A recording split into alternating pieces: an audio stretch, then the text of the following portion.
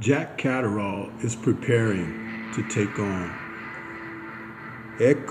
Essuman in a battle that we can call Brit and Grit, where the two of these UK icons of boxing will face off against one another on the undercard of Eubank Jr. versus Ben 2. Let's talk about this welterweight matchup.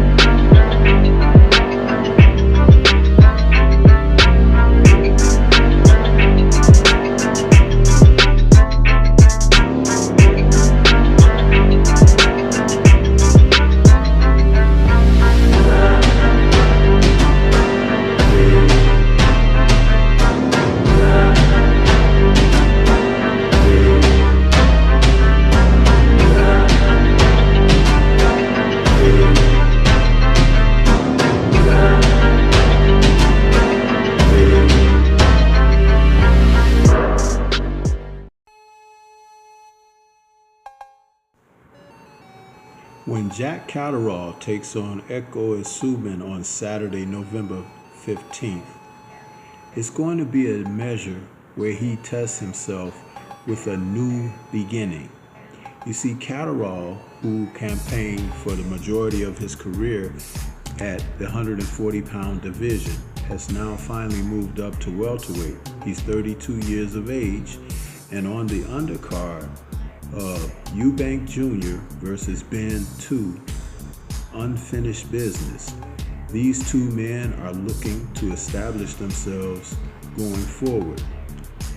In the case of Jack Catterall, who has missed that opportunity to be a world champion, albeit be robbed of that situation with a horrible decision loss to Josh Taylor just a few years ago, he's now moved up to the welterweight division and will be taking on Essuman, whose record currently is 22-1 with 8 KOs.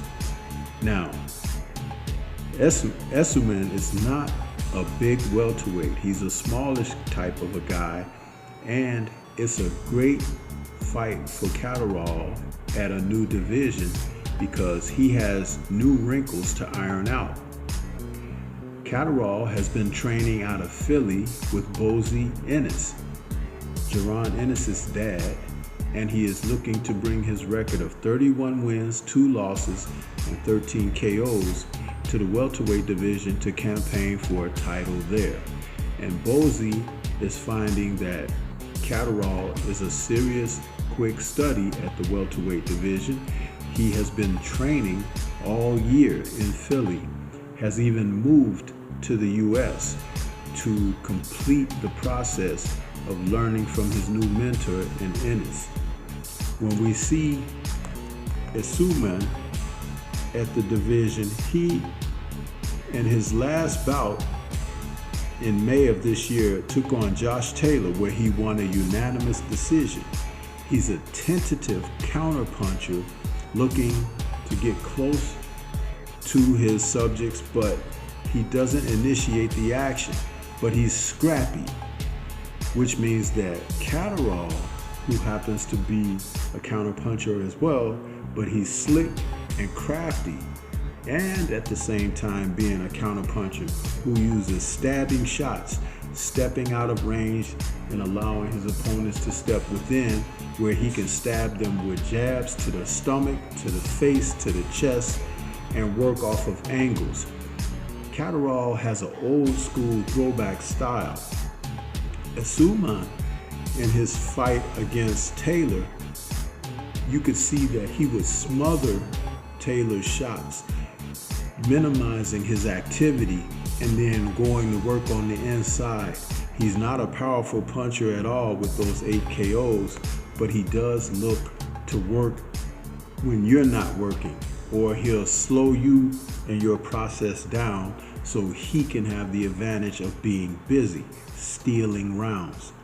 Catterall, in his last fight against Harlem Eubank back in July, sometimes can come across as hesitant, and he doesn't let his hands go when he should.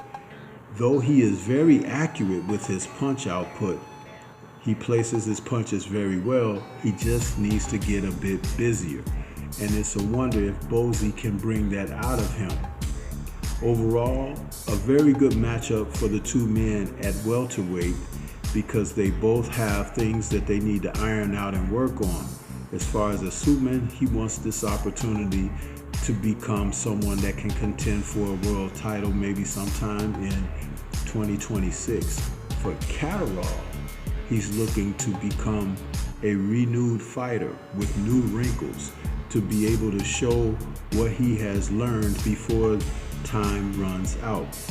Essuman is the elder at 36, and Catterall still has time to show what he can do in the sport and at welterweight. He has a quality coach in his corner, and we need to see if Jamie Moore and where he brought Catterall up to now will make a difference with what Ennis is showing him going forward. But what do you think? This is Stormy B-Man. Shout out to the mighty LDBC and Liberated Perspective, a third eye view of the world. For more content such as this, please like, comment, subscribe, and share. I love the fact that Catterall is trying to improve, and he's come to the West to do it. Leave comments and let's discuss. Peace to everyone out there, and everyone please remain safe.